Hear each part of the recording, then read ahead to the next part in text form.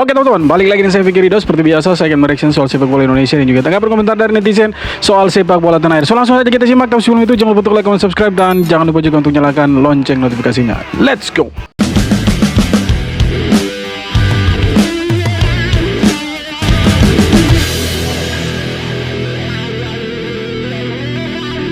Dalam situasi tertentu lawan Arab misalnya, yang secara gambaran besar sedang turun. Kali ini gue sependapat tentang pendapat Bung Toel tersebut. Inti dari pendapat Bung Toel itu adalah jika Indonesia kalah maka artinya Indonesia bermain jelek. Sebaliknya jika Indonesia menang maka lawanlah yang bermain jelek, bukan karena Indonesia yang bermain bagus. Ya, gue sependapat dengan kalian kalau pendapat itu merupakan pendapat yang ngibul, pendapat orang-orang yang sakit hati, pendapat orang-orang yang iri. Ya, kalau seandainya ada pengamat sepak bola yang perlu dinaturalisasi, maka Bung Toel sepertinya layak untuk dinaturalisasi. Apakah kalian setuju dengan pendapat saya? Atau Masa Arab bermain jelek? Mereka bermain bagus. Buktinya apa? Buktinya ball possession itu mereka unggul jauh dari kita. Cuma kita juga tidak kalah bagus. Makanya kita bisa cetak 2 gol. Kalau dikatakan Arab itu bermainnya jelek, tidak juga. Mereka main bagus. Dan kita juga main lebih bagus dari mereka. Makanya kita bisa cetak gol itu 2-0. Jadi jangan mengada-ada lah. Maksudnya kalau menang ayolah, akuilah bahwa strateginya STY waktu lawan Arab itu berhasil loh. Buktinya kan kita bisa mengalahkan Arab di kandang kita 2-0. Jangan kemudian kalau kalah kita hujat-hujat, kita kritik habis-habisan. Lah menang kita kritik juga. Terus apa yang mau dilihat dari STY begitu? Apakah hanya sekedar kebencian, kritik-kritik yang ngibul dong yang kita kasih ke STY? Jangan dong. Itu artinya subjektif yang dilihat, bukan objektivitas yang dia harus dipertanyakan objektivitasnya Toel kalau Toel sampai bilang seperti itu. Dia harus objektif juga lihat begitu. Jangan hanya lihat dari kalah-kalahnya kemudian menangnya tidak ada yang dipuji gitu. Walaupun sudah menang 2-0 loh, Arab Saudi tidak sanggup cetak gol ke kita. Apakah tidak ada sedikit pujian untuk STY atau seperti apa? Kocak. Indonesia tidak akan juara. Ya, karena kekalahan 0-2 dari timnas Indonesia. Kesianan ya Arab Saudi ini. Tidak terima. Lagi trending di media X di mana netizen Arab Saudi meluapkan kekecewaan mereka. Mereka mengatakan Indonesia hanya mampu mengandalkan pemain Belanda. Dan pemain Belanda itu diperoleh dengan cara yang tidak baik, alias suap katanya. Menurut netizen Arab itu, ya Indonesia hanya memanfaatkan popularitas Erick Thohir dan juga relasi Erick Thohir untuk bisa membuat pemain-pemain Belanda seperti Martin Paes, seperti Ragnar Orotmangun, seperti Calvin Verdong bisa membela timnas. Tanpa pemain Belanda, timnas Indonesia bukan apa-apa menurut mereka. Makanya di akhir tweetnya, netizen Arab ini seperti menyumpahi timnas Indonesia tidak akan mendapatkan Kasihan dia, kasihan. Sukron. Hatinya ya. Kenapa sih mereka sakit hati banget ya? Kalau kita lihat statistik, wajar mereka sakit hati. Arab menguasai pertandingan loh. Dengan 77% penguasaan bola ya, 23 tendangan. Tapi tidak ada satupun yang masuk. Karena pemain-pemain timnas bermain sangat baik. Tapi percayalah, doa atau sumpah yang buruk itu tidak akan pernah terjadi. Bayangkan teman-teman, kalau kita lihat statistik 73% Arab kuasai bola, kemudian Indonesia hanya 23 ya. Arab itu 77. Tendangan ke gawang itu 23 untuk Arab, 13 untuk Indonesia. Tendangan ke gawang untuk shoot on goal itu 6 untuk Indonesia, 3 untuk Arab. Jadi kita lebih banyak shoot on goalnya teman-teman. Kesempatan besar itu kita 4 kali teman-teman. Mereka cuma 1. Jadi menurut saya mereka itu main bagus loh. Terbukti dari ya total tendangan ya, tendangan shoot ke gawang, penguasaan bola mereka unggul dari kita. Cuma kita juga tidak kalah bagus. Nah, kenapa mereka itu seperti jengkel dengan kita? Ya karena mereka itu ekspektasinya tinggi begitu. Mereka tuh berharap timnya mereka itu Arab Saudi bisa kasih kalah timnas Indonesia. Karena ya kalau kita lihat secara peringkat FIFA ya memang Indonesia itu dikambing hitam, maksudnya bukan dikambing hitam kan, tapi dianggap sepele oleh negara-negara lain yang satu grup dengan kita. Mereka tuh anggap remeh Indonesia. Siapa sih Indonesia begitu? Tapi mereka tidak tahu sekarang perubahan sepak bola Indonesia itu besar-besaran. Makanya netizen Arab itu bilang kalau Indonesia itu pakai pemain Belanda gitu. Bahkan ada supporternya dia yang datang ke GBK yang belum nonton aja di punya video sebelumnya. Ada seri action di situ. Kalau ada satu penontonnya Arab Saudi itu dia kasih tunjuk layar HP-nya ada gambar Belanda. Maksudnya dia itu yang bermain itu orang Belanda. Dia salah, itu sudah dinaturalisasi. Ya begitulah orang sakit hati. Mereka yang kalah itu pasti cari alasan karena mereka tidak terima kekalahan. Beda dengan kita. Kita kalau kalah ya kita terima kekalahan tapi kita juga mengkritik begitu. Itu bedanya mereka dengan kita. Kalau mereka tidak. Mereka tuh cari-cari kesalahannya kita gitu. Mencari-cari alasan kenapa mereka punya tim kalah. Kalau kalah ya kalah saja. Terima saja kan begitu. Jadi gimana Wel? Pelatih si STY Nah ini Towel ini, dengerin. menang Wel, bagus Wel. Ya kan kalau cuma lihat lawan Arab aja hasilnya, tapi kalau overall bagaimana taktikal sepanjang dia ngelatih 2020, saya sih nggak ngelihat sesuatu yang progres ya, dari kualitas permainan. Oh, jadi Nggak tetap ngelihat yang progres gitu. ya. Dia akan dengan taktikal seperti itu. Oh gitu ya. Jadi sekarang pertanyaannya, ini timnas ini bagus karena kualitas pemainnya atau kualitas pelatihnya? Itu pertanyaan besar buat kita yang ngaku orang bola. Ah, ini orang kemarin menang ya. Ada-ada aja di rumah emang nih. Menang kemarin dia, pemimpin dia. Ada nih. Saya nggak tahu kalau orang menang itu boleh ngomong. Tahu, menang kemarin Wel. Kalau kalah dihujat, Iya, tahu tuh Wel. disuruh out, disuruh Iya, out. dia mau menang mau kalah salah mulu dia nih. Apa? Dia nih mau kalah. Kita Ya mungkin Towel tidak mau STY tapi mau pelatih yang lebih bagus. Ya kita pikir positif saja kan begitu. Nah kalau kita lihat memang permainan kemarin itu Indonesia bermain bagus. Arabnya juga main bagus. Tidak jelek mereka main. Cuma kita kalau kita hitung-hitungan 100 Arab 100 kita 1000 gitu. Kita sedikit lebih baik dari mereka. Makanya kita bisa cetak 2 gol. Ya terserah Bung Towel gitu. Kalah dia kritik, menang dia kritik ya itulah pengamat sepak bola yang ya kredibilitasnya dipertanyakan juga itu. TV One. Kenapa lagi TV One ini? Lain sih. TV One blunder dengan mengeluarkan berita seperti ini.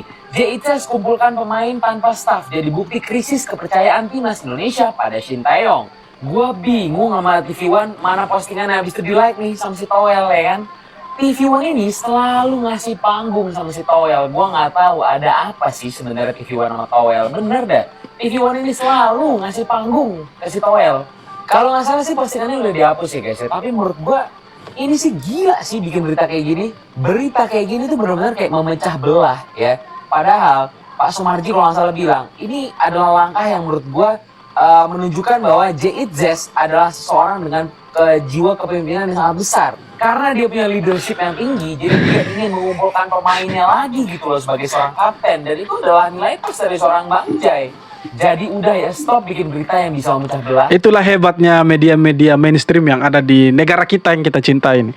Kalau tidak sensasi berarti kan tidak viral ya. Contohnya seperti ini.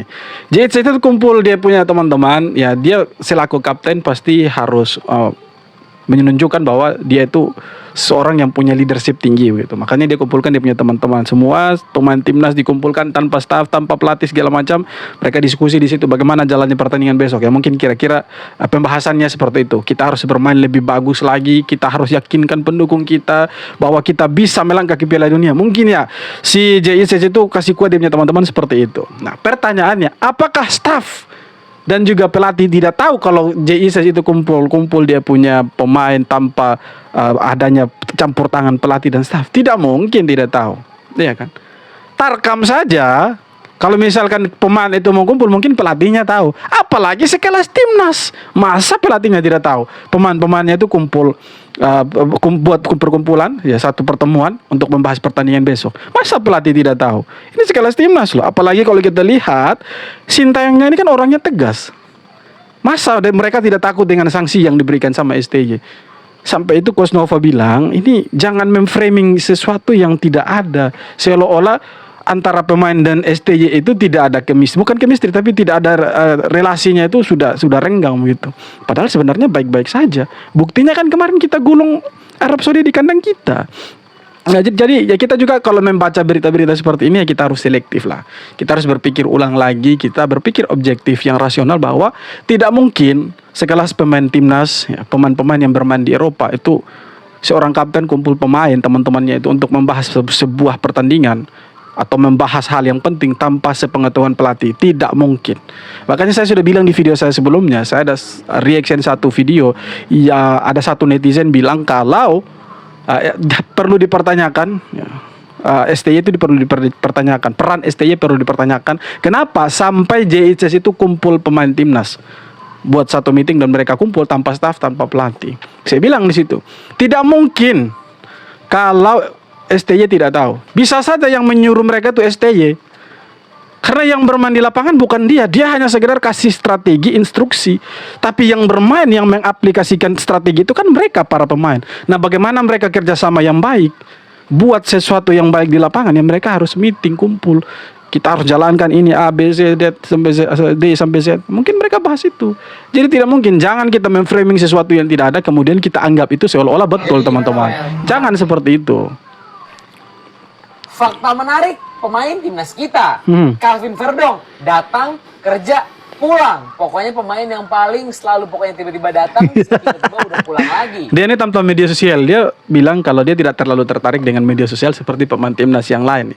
Kita lihat pemain timnas yang lain itu mereka kan suka posting-posting, mereka punya foto, video di media sosial. Tapi Verdong ini hampir tidak kelihatan, teman-teman. Mungkin dia tidak terlalu suka media sosial itu.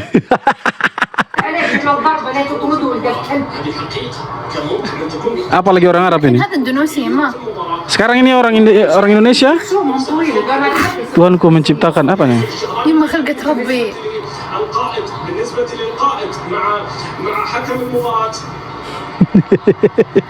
Pokoknya orang Arab Saudi sekarang mereka lagi tidak baik-baik saja karena mereka punya timnas itu kalah. Jadi mereka punya timnas itu sudah ekspektasinya bisa kasih kalah kita, apalagi setelah ganti pelatih kan. Lawan Australia itu kan mereka imbang 0-0.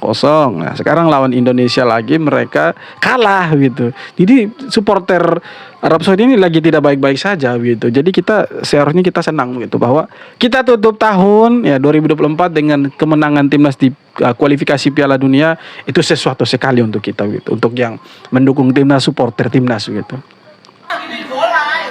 POV nonton timnas Indonesia cewek ya. Kita dengar dulu ceweknya ini kalau nonton bagaimana? Iya, kurang kenceng Abner biar cedera leher. Bukan begitu konsepnya, Mbak. Kalau dia cedera leher itu si Hapner kena kartu merah tuh, Mbak. Gak kena leher anjir, anak gak ngajar. Oh my god, gak kena leher. Udah dibelokin kakinya si Hapner. Gue jadi Hapner, gue tempeleng di kaki. Peleng kartu merah, Mbak. Jangan pakai emosi. Ini cowok.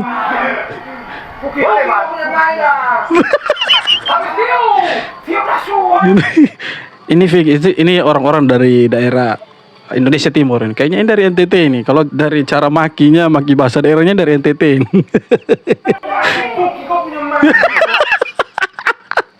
Ini orang NTT ini, fix ini di logatnya ini orang NTT ini.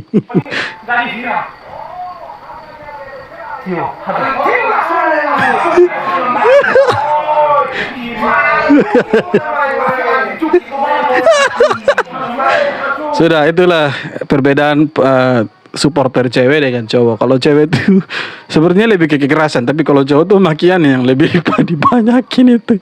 Kita baca komen dulu, pasti seru. Bersama Belanda menuju Piala Dunia. Oke ya, Belanda. Ya, kita kan punya timnas pusat itu Belanda. Kenapa memang? Walaupun kena bola sama aja, anjir, kakinya ketinggian. Mau ketinggian kayak mau kerendahan kayak, intinya Justin tidak kena kartu merah. Emang ada klub yang kalah lawan Arab Saudi? Bukan klub, Bang, tapi negara itu. Jangan aneh-aneh.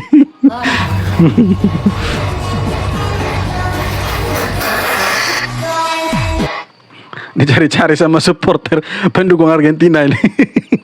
Gua akhirnya tersadarkan kita tuh punya amalan apa sih dulu sampai bisa dapet pemain sebagus dan setenang Calvin Verdong. Apresiasi untuk seorang Calvin Verdong, ini beneran definisi tenaga kuda, naik turun tuh nggak ada capeknya. Baca bolanya bagus, ngerebut bola juga rapih banget. Bahkan ada momentum untuk bisa mencetak gol. Umpan dari Sandy Walsh itu langsung di first time shoot sama Calvin Verdong, tapi tendangannya masih di samping gawang. Dan gue makin salut ketika momen di menit-menit terakhir yang dia sprint dari belakang ke depan, lalu dia juga mundur dengan kaki terpincang-pincang. Verdong bahkan gak jatuh ataupun terguling-guling, men. Itu mentalitasnya itu gila banget nih orang. No gimmick dan no drama, bener-bener dibuktiin di lapangan. Dan Pokoknya pemain paling kalem, tidak banyak bicara. Pokoknya dia tuh datang, kerja, pulang, selesai. Itu saja dia punya pekerjaan. Tidak ada yang berlebihan dari Calvin Verdong. Apa ini? Apa ini? Melalui wawancara bersama Liputan 6, Nova Arianto, asisten pelatih dari Sintayong, itu mengungkapkan kalau misalnya El Clemer, Ivar Jenner, dan juga Kang Bahar itu akan bermain di piala antar RT se-Asia Tenggara ini, boy. Piala yang sangat istimewa Bung Toel ini. Wow. Tapi ini juga tergantung dengan izin klub ya, boy. Namanya juga piala turnamen ya, turnamen yang gak diakuin sama FIFA ini. Belum tentu mereka bertiga akan dilepas oleh klubnya. Artinya mereka bertiga akan bergabung bersama nama-nama yang ada di sini nih, yang didominasi oleh pemain-pemain berusia di bawah 23 tahun. Yang emang proyeksinya adalah untuk Piala Asia U23 ya. Cuma tetap ada nama kayak Asnawi, Arhan, dan juga Marceng ya. Kalau dari gue pribadi, sebenarnya nggak ada masalah sih siapapun yang dipanggil ya. Berarti kan kebutuhan dari Sintayong kan. Dan tujuannya juga jelas gitu, bukan mau juara di turnamen antar RT ini. Tapi emang pengen bonding aja, bonding. Untuk chemistry-nya ini biar bisa kebentuk gitu buat Piala Asia U23. Cuma tetap perlu kita waspadai ya. 3 pemain ini kan salah satu pilar utama di timnas senior ya. Yang menit bermainnya itu cukup besar di timnas senior. Semoga 3 pemain ini itu nggak kaget ya ngelihat kungfu dan juga Mortal Kombat yang ada di Piala AFF. Apalagi kita kan segrup sama Vietnam kan. Apalagi lawan Vietnam tuh, Vietnam. Itu main karateka di situ nanti. Inilah momen dramatis terjadi ketika seorang supporter Arab Saudi kehilangan kesabaran setelah timnasnya dipermalukan oleh Indonesia. Awalnya, ia menonton dengan penuh harapan, menunggu apakah Arab Saudi mampu bangkit setelah tertinggal 0-1. Namun, harapan itu pupus ketika gawang Arab kembali kebobolan. Amarahnya pun meledak. Pria tersebut langsung meluapkan kekecewaannya dengan menghantam televisi menggunakan batu hingga hancur. Aksi ini menjadi simbol frustrasi para supporter yang tak menyangka timnasnya harus menelan kekalahan memalukan dari Indonesia. Inilah momen drama. Itulah hebatnya kita bisa kasih kalah Arab. Sampai mereka punya supporter itu hancurkan TV segala macam. Nah di Indonesia mungkin belum pernah ada yang seperti itu. Belum pernah ada sih yang sampai viral ya. Viral itu belum pernah ada. Tapi Arab ini luar biasa sampai viral dia di Indonesia.